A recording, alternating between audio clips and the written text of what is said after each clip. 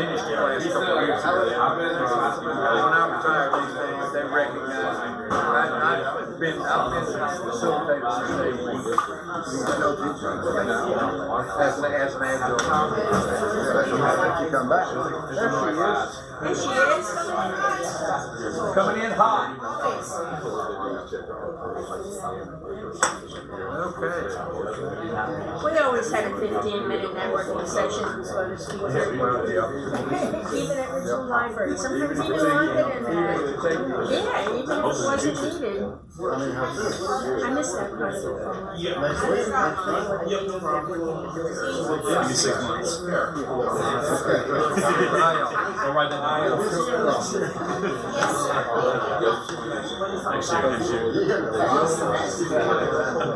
Oh, yeah. well, that's like so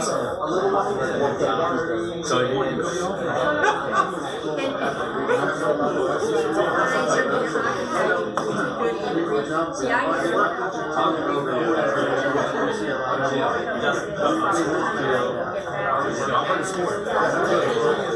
I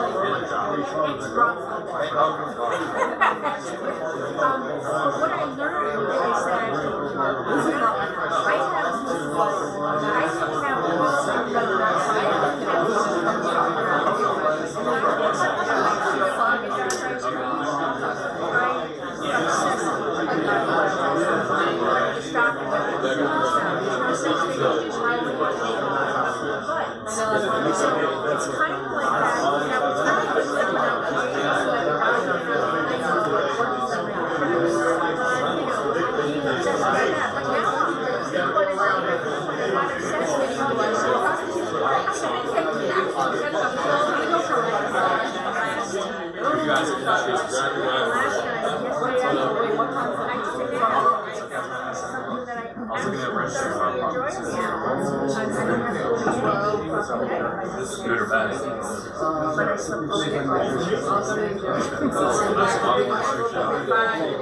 I got you.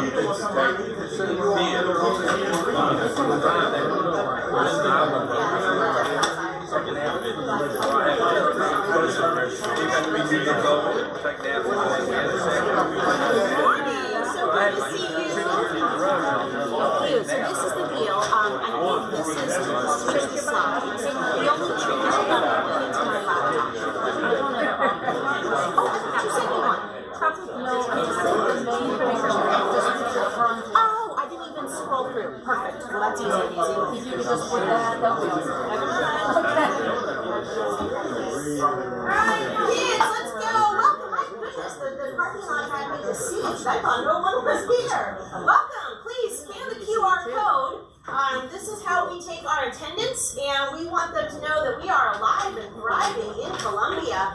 And God bless the professors that forced you to come today. Please, thank them. Amen. I love some young entrepreneurs. Thank you, folks. All right, sign in. If this is your first time, please scan the QR code anyway as well, and become a friend. We love making new friends here, so I'll give everybody a couple of seconds to do that. But no one will track you. It's just to let them know that there are people in the room. Yes.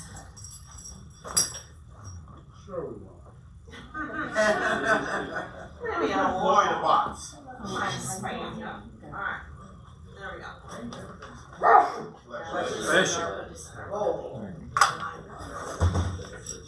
Alright, I'm going to go through a little housekeeping and then we're going to get to the main event. How are we doing? Everybody good? Locked and loaded? Alright, off we go. Well, welcome. This is 1 million Cups. The mission of 1 Million Cups is to lower the barrier of access to education, resources, and connection for all types of new, seasoned, and aspiring entrepreneurs throughout the United States.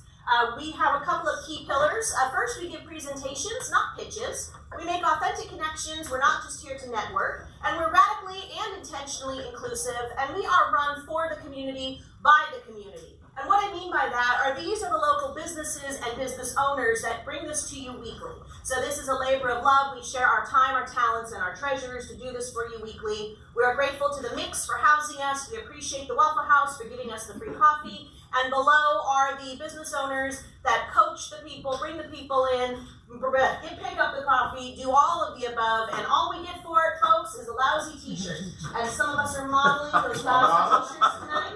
And as you can see on some of them, it will not make you look better. I'm not going to point out, but some of them make you look better. And if you're a high graduate, you receive a beautiful cap, like, don't Three drink people from from one one bowl. That's a suck-up award. That's, yes. He attended all the events. Yeah, that's right. All right.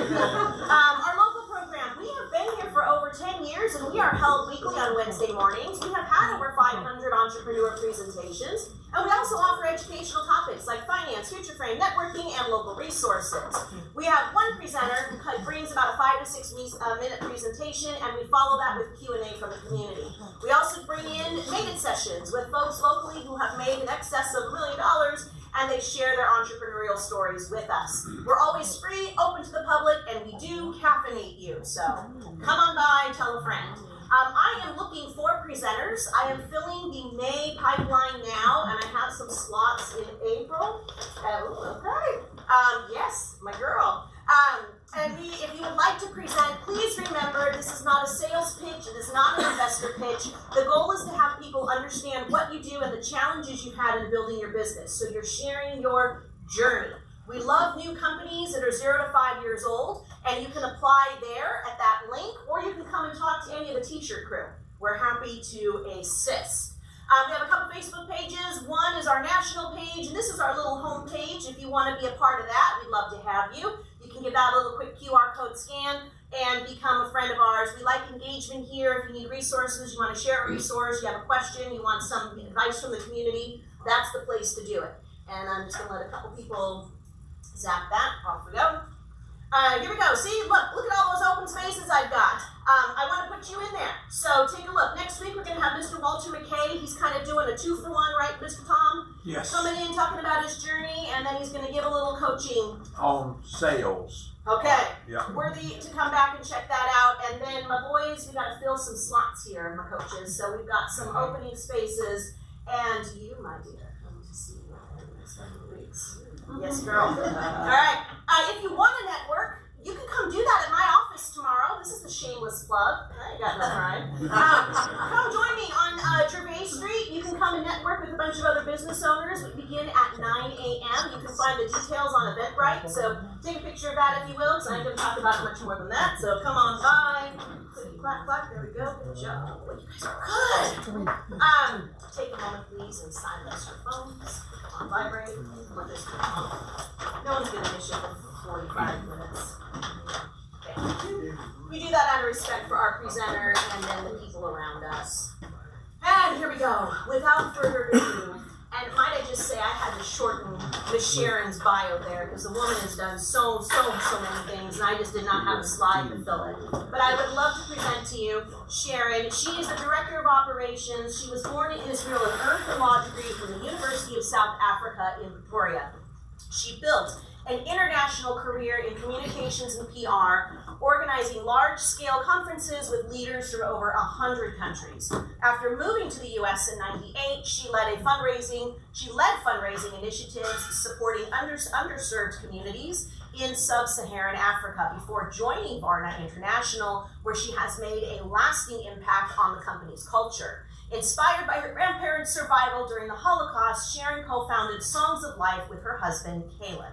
And since its launch in 2008, the initiative has grown into an international effort, most recently bringing performances to 12 cities across South Carolina in partnership with Violins of Hope Israel. So please help me welcome the lovely Miss Sharon with Varna International.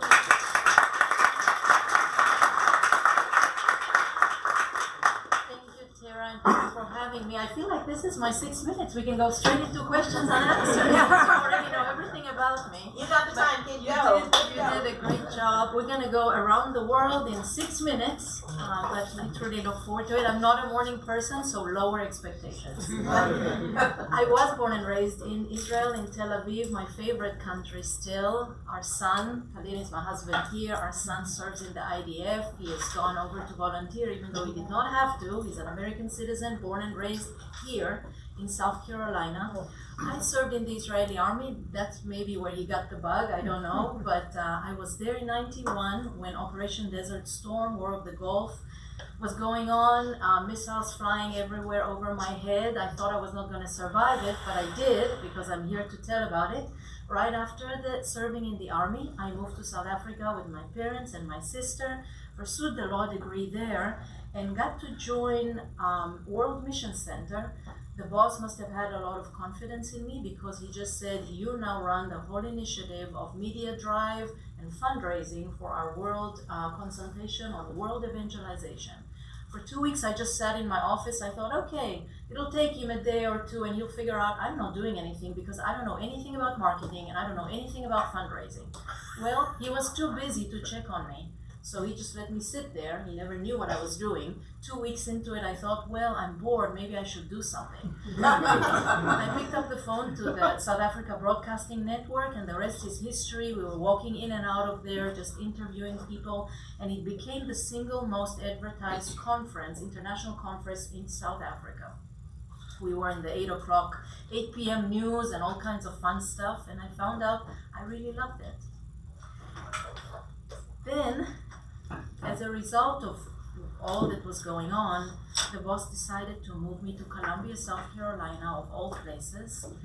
Because he thought, okay, maybe the girl can do something. So move her here and start an office in South Carolina. And the goal he gave me was to raise $7 million across the United States for Sub-Saharan Africa. I was terribly overwhelmed. I did not like Columbia initially.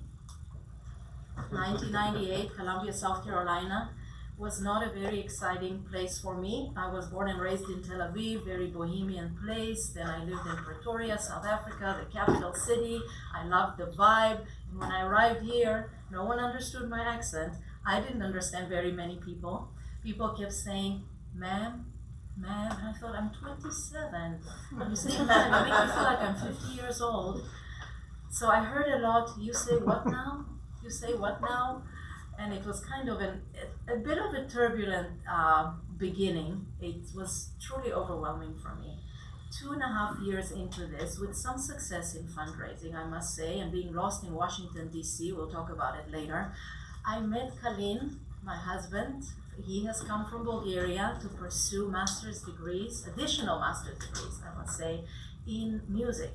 He has a master's degree in choral conducting, piano performance, and music history. And when we met, it was just, as they say, love at first sight. It was very obvious that we were meant to be. It is from him that I learned that my own grandparents were rescued by his people from Hitler's death camp in 1943. This is the only country in Europe that saved their entire Jewish population, over 49,000 people, among them my maternal grandparents. And that was a little bit embarrassing, actually, for me, that I did not know the story prior to meeting him. I was already 29. To cut a really long story short, we're now technically all over the world and all over history here. We started our own company, which is what we do to this day. It is called Varna International. Khalil was born and raised in Varna on the Black Sea coast. He was raised by a world-renowned conductor, Tchernov, who has started the Varna Boys Choir and the Varna Morski Zvutsi Choir, which is the adult mixed choir. He also started the European Grand Prix choral competition and has done a lot. Khalil was singing in his dad's choir since the age of 5 and took piano since the age of 5. So he saw the power of music firsthand. When we met, I remember he woke up in the middle of the night. He said, Sharon, we've got to do this. We need to register Varna International here in South Carolina. It has great potential. I have 1 minute, thank you. And we started the company. We started with a $200 capital, kids don't try this at home. And this is where we are today, 27 years later. We have done a lot, which I know you'll get to ask me about. So one of our love story projects is the Songs of Life, that we got to tell the story of the rescue of Bulgaria's Jews in Washington, D.C., New York, and Boston through song in some of the most expensive venues to rent till today. When COVID hit, we were out of business for 2 years, but the good news is that out of that came Musica, which is what I hope we would speak mostly about today, which is our local statewide music festival where we bring world-renowned artists and collaborate with 300 artists that come from all over the world and all over the nation. And we perform 25 performances throughout South Carolina in the month of June. This coming June will be our 5th annual, so I hope you will attend. I know it's not supposed to be a pitch, but you gotta attend and buy a ticket for someone. And if my 6 minutes are almost up, then I'll give it up and ask questions.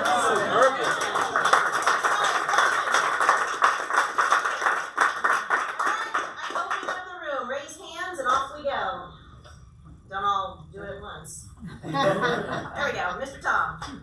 Tell us about running a galactic empire out of Columbia, South Carolina. All right, what have you found that works here, and what doesn't work for Varna International? You said you didn't like Columbia. I think that's probably a majority opinion for people to just move here in their first year or so. It does take a little while to get used to. But what's it like trying to work globally out of Columbia, South Carolina? I like how you said work globally, because a lot of people talk about local goes global. And I want to talk about global goes local. Okay. And thank you for asking. So truly, up until COVID, almost all of our productions were from here, not to here. In other words, we took thousands of American musicians, including from the University of South Carolina, concert choir, and other groups from Richmond to Europe, which is where we're from. And that has been lovely. We still do that. But then, as I said, COVID caused us to focus on here, and so we've turned a lot of our energy into the local event. The hardest is to convince the locals that it's truly worthwhile, that something big is going on here, that we're lifting the name of South Carolina and causing it to be a focal point for the arts, where normally people will go to New York, LA, Chicago, and they'll go for their summer training program there, try to find the Metropolitan Opera artists there. We bring them here. So for the network of nationwide musicians, they already know about Musica and Varna International Music Academy being in Columbia. The locals don't know it very well. And that's where our challenge is for the city of Columbia and the residents to embrace it to the point where it is funded because of the awareness, and we welcome those hundreds of artists, thanking them that they have come here to hot Columbia in the month of June to get their music training. So, yeah. Thank you. Bob, and then we'll right in here. So, Bob? You partially answered, thank you for the talk, it's great. But, you partially answered kind of what I was just about to ask you. Your funding, is it, do you get funding from grants and whatnot, or are you kind of self-sustaining? The artists who come in, are they providing help with the financing and stuff? Yes, we have three main, I want to say 4 main income sources. Grants, yes, we get some H&A tax money from the cities we go to with those big productions because we bring tourists, obviously, who stay here. We also get some tuition from the participants, although we give $250,000 of scholarships every year to enable those hundreds of students who cannot afford full tuition and some not any tuition to join us. The third source of funding is the ticket sales. This has not even close to maximized its potential, which we are working to increase. And the fourth one that we usually don't talk about is my husband and I labor of love, because we volunteer all of our time and we just can't let it die. So this is the fuel that keeps it going. Thank you. Yes, sir. Do you have any success or interesting success stories from from notable people or entities outside of Colombia and maybe this region that due to those ties or something have helped your organization succeed?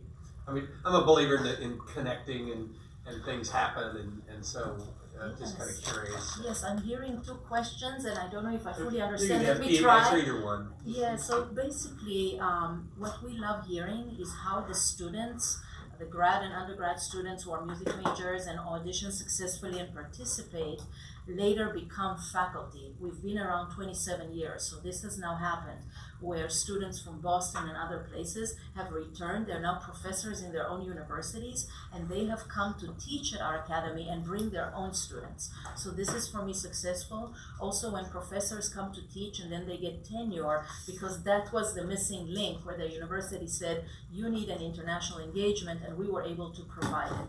So I don't know if I've quite answered your question, but yeah.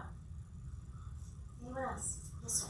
So, putting on a festival for a month long, I guess I have two kind of pronged questions. One, what's the lift that goes into that? Like, are you guys planning 2028 right now? Stuff like that. And then the follow-up question is, how do you do your programming decisions? Like, do you guys have like a cool template and say, we want to plug in these big shows, or is it just like, hey, this year I would really love to do this kind of thing, and then kind of backstop it from there?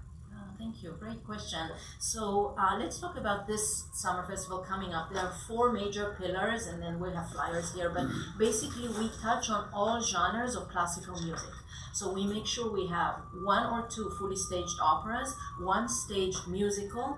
We have a big symphonic piece, choral, orchestral, sacred work, and the stage to screen, which is Broadway and Hollywood. Those are the main pillars, so we make sure in our programming that we have one of those. And then we have a lot of fillers, will be a bad word, so please forgive me. But we have then the jazz performances, and we collaborate with Cola Jazz locally. We have the chamber and vocal performances. We do a Broadway review, so that we fill the calendar with exciting events, 25 shows in 25 days. That's quite remarkable in all the different venues that you'll see on our calendar. As far as how we program, it's an interesting question. We have a maestro from the Metropolitan Opera. He's been with us for 8 years. Colleen obviously is the one with the music degrees, not myself, and so he and Greg will start speaking about the repertoire for 2027 right now. And we'll start seeing what would be good to feature, not just for our audiences, but for the students as well. We cannot suddenly do La Traviata because it is not exactly suitable for the younger voice majors. So you gotta strike a balance between some cost-related issues, although that has never bothered us before. This festival is at $1 million in expense. And we are looking for things that the audience is going to like, where you touch on all genres and where it's suitable for the students to audition for. So I hope that helped. Yeah, that's beautiful. Thank you. Anyone else? Yes, sir. You, and then we'll jump to.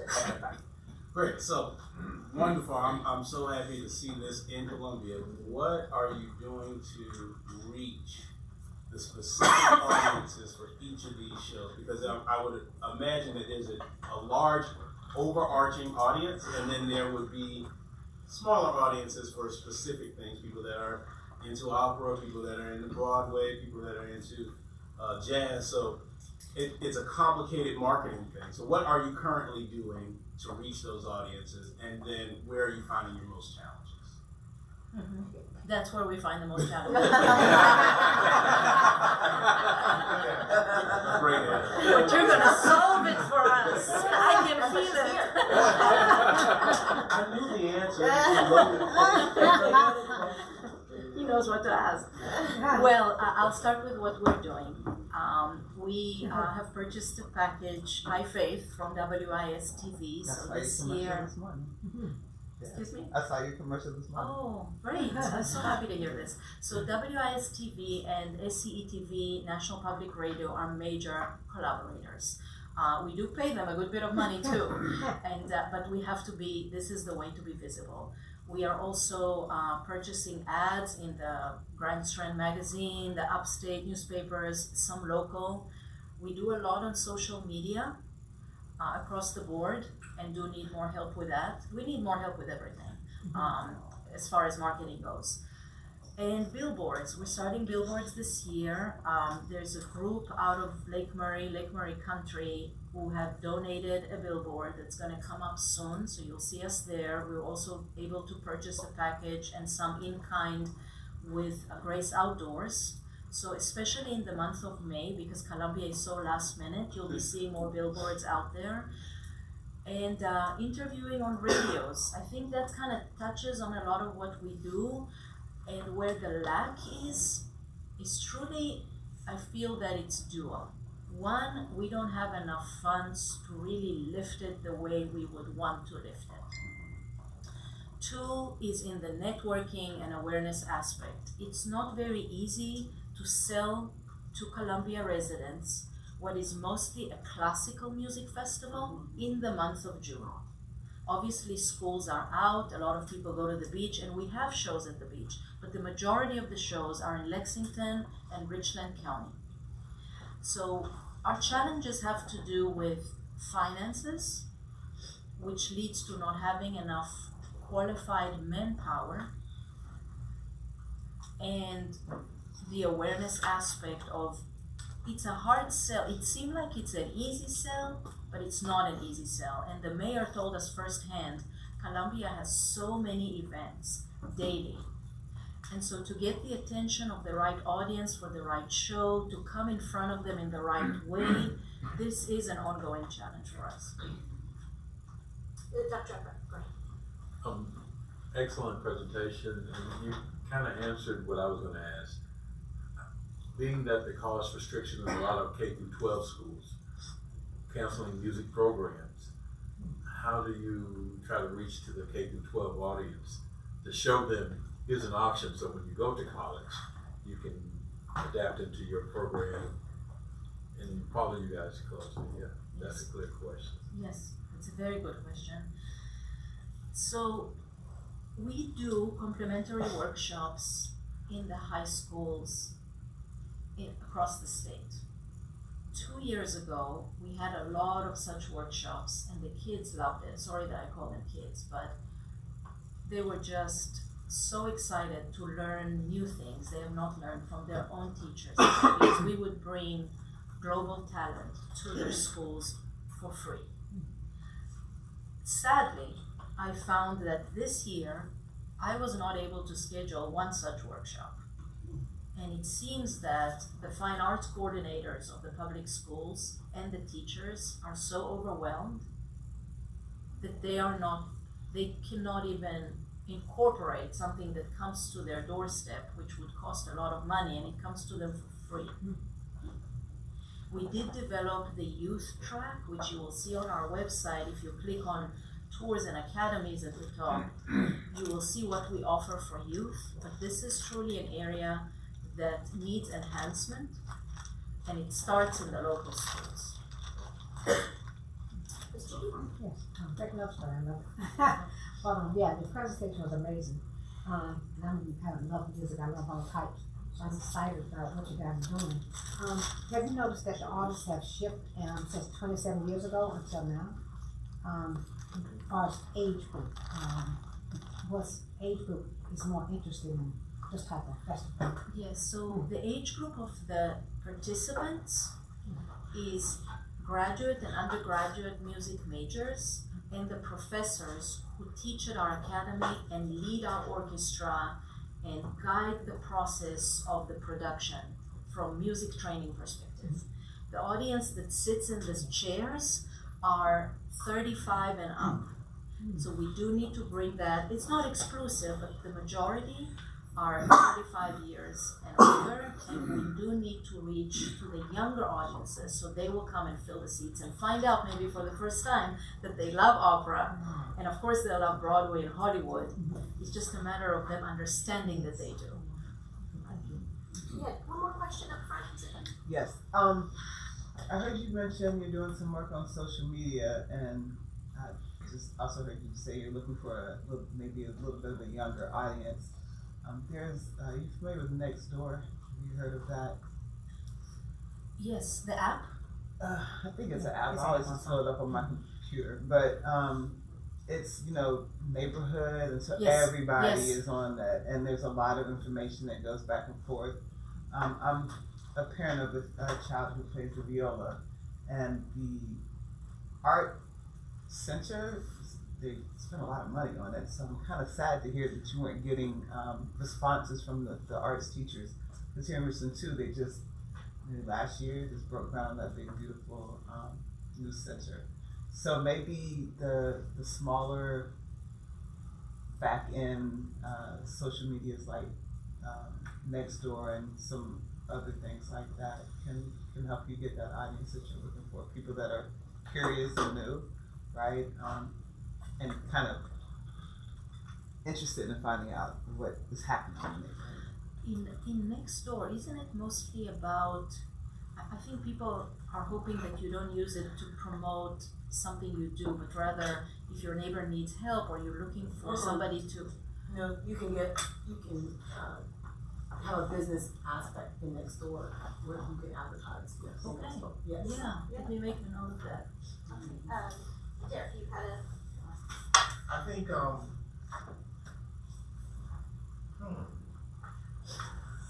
I'm gonna suggest the bigger issue for you is you're stuck between Spoleto and Artsfields. And not in a bad way, but they both they do the events, but they also market the presence. They're two separate things. So while you focus on marketing Musica, you've got to market Musica for Varna as something bigger. And that's probably a more long-term process that needs to happen throughout the year, leading up to what's going to happen in June. And I think in that, what's successful for both Charleston and Lake City is they somehow manage. Well, Lake City is different because that's Darwin's money. And Spoleto is the city of Charleston money. Yeah. Right.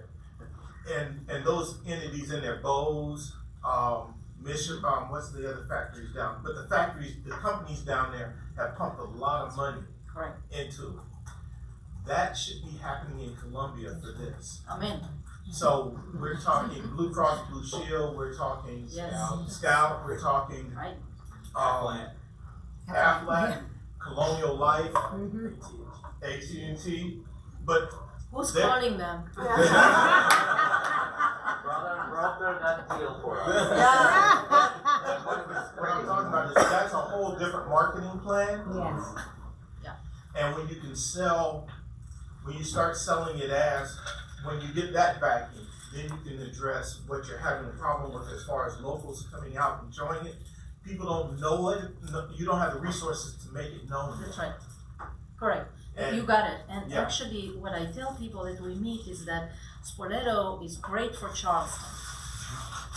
Now, but in the beginning, which by the way was 70 years ago, that's important to mention, Charleston first had to embrace Spoleto and see the potential in Spoleto. And now Spoleto is paying back big time. Yeah.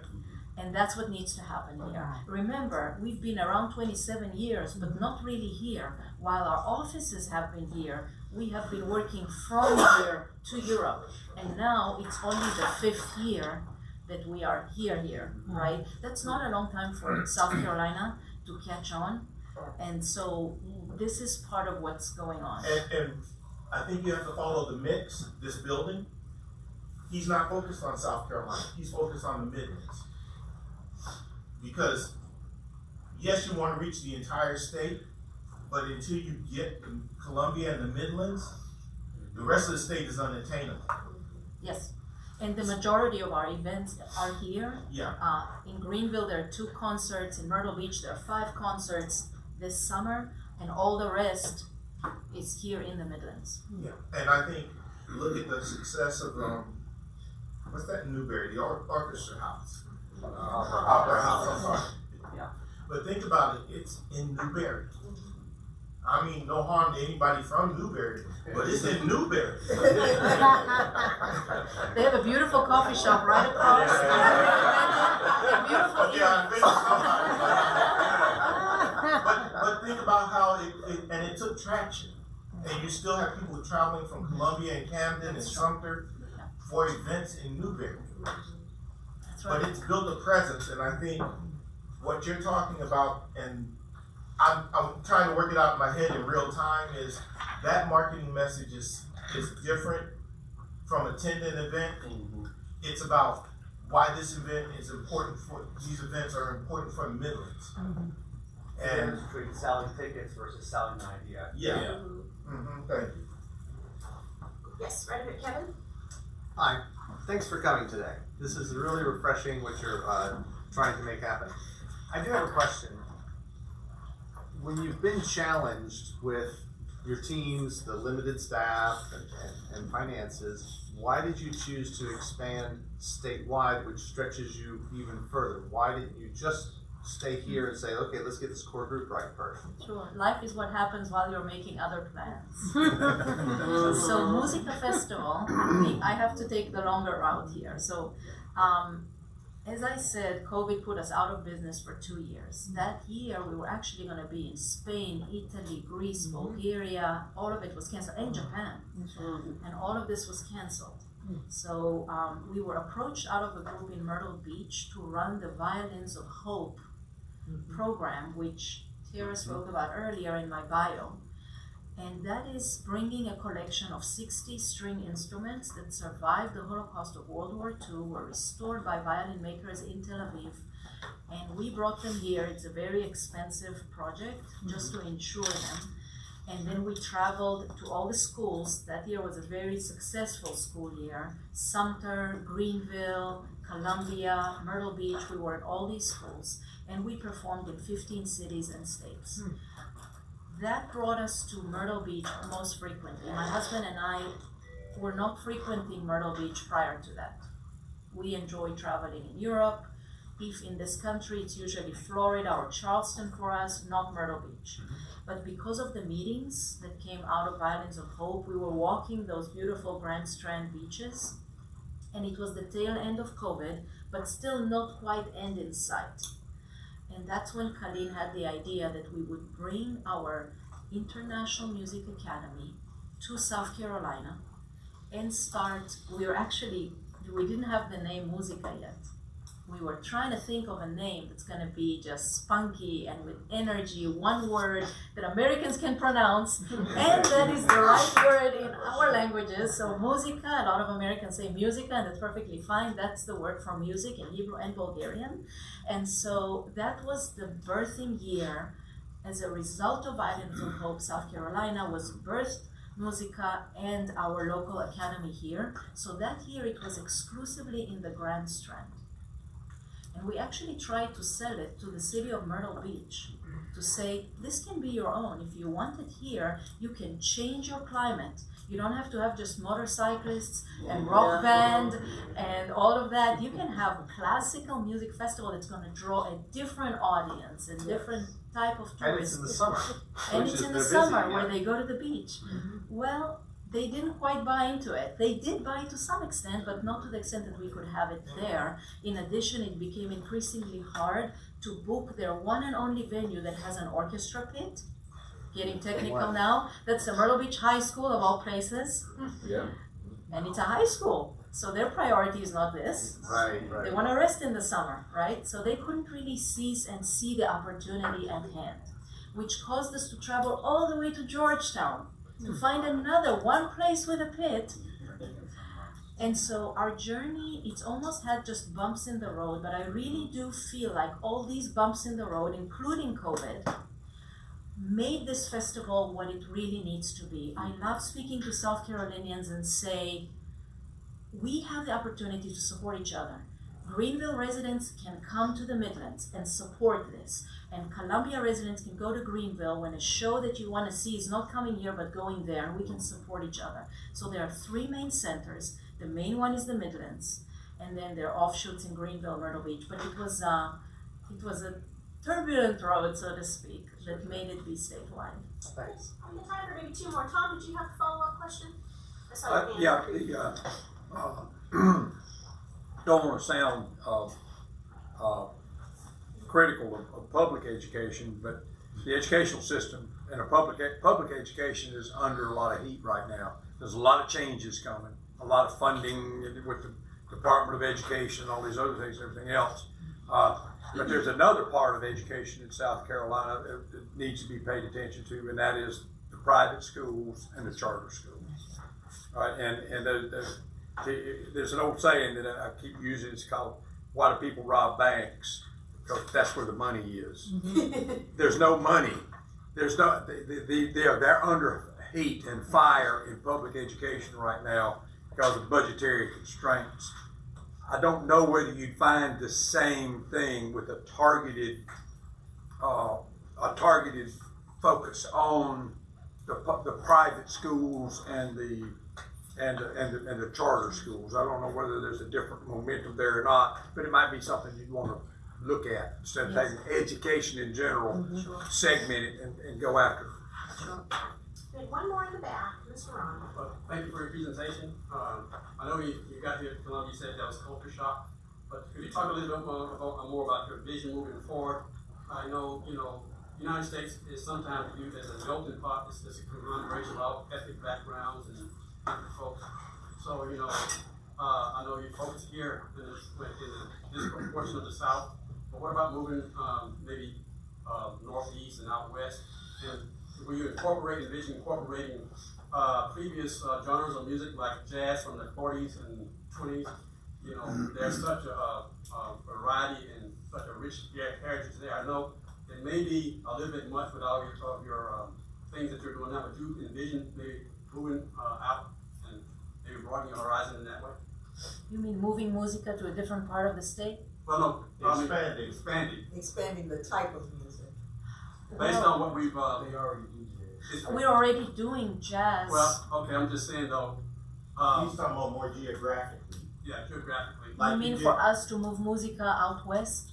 What is your vision in terms of doing that? I mean, I know that's a great challenge here now, but I mean, you've been 27 years, and I guess you have those that would come along and enhance what you've done moving forward in the future. So how do you envision that? Well, she's only been, this has only had 5 years, so they were in Boston, D.C., and other places until COVID. And other countries. And other countries. And I'm thrilled. Stay here. I mean, people. He's kicking us out. He was asking about your vision to expand. Yes, but you know what I want to tell you? Lost for the room. And, right. And we spent time with you coaching. They were global. Correct. COVID made them come back. Yes. So and my answer to this is retracted. Right. Their vision was always global. Correct. No, it's global going local, so I don't have much time, but I want to say, no, we are not expanding in this way. We are zeroing in on here. That's where all the power needs to be. We make this successful right here. Let's see, who can I call on? Deb, please ask her our final question. Ooh, what can 1 million cups do for you, madame? Thank you. You can take our flyers here and the calendar, what's happening in June. Don't tell me you're not going to be here in June. You're not all gone the whole month of June. We have you tracked. So take my card and contact me to let me know what you can do for us. Come to the shows, bring others to the shows, find out more about us, continue to ask hard questions. We don't mind the challenge, we're already challenged, so it's just fine. But we just love what we do, and we hope you'll join our network and tell others about us. Yes. And volunteer.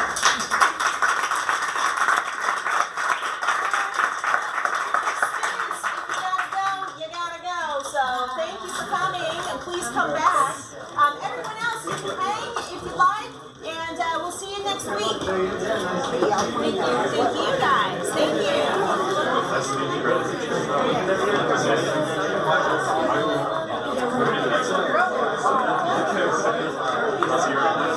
you.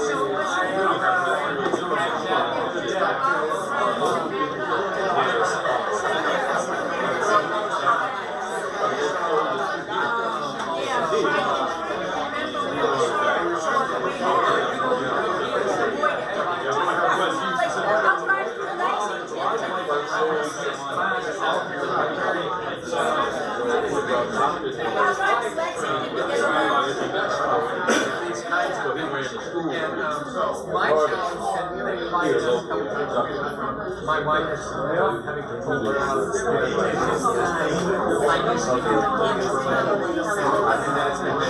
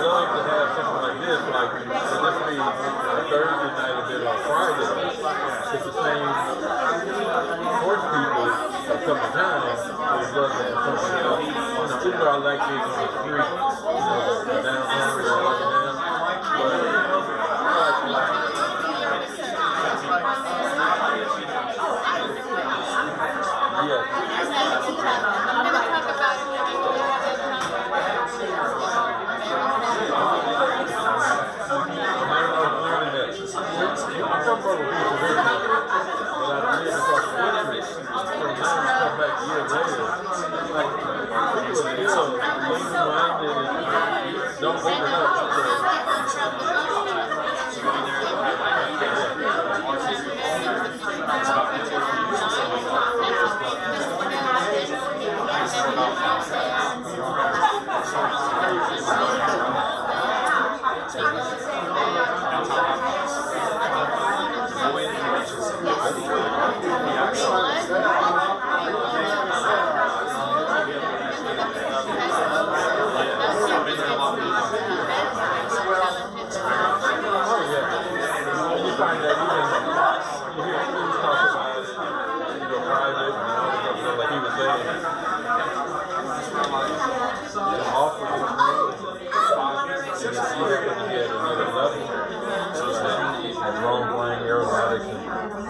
people stand and look at different people who say we're not building the house. Like, oh, I'm just trying to bring in a different experience. Thank you for sharing that. Another conversation. I don't want to just No, and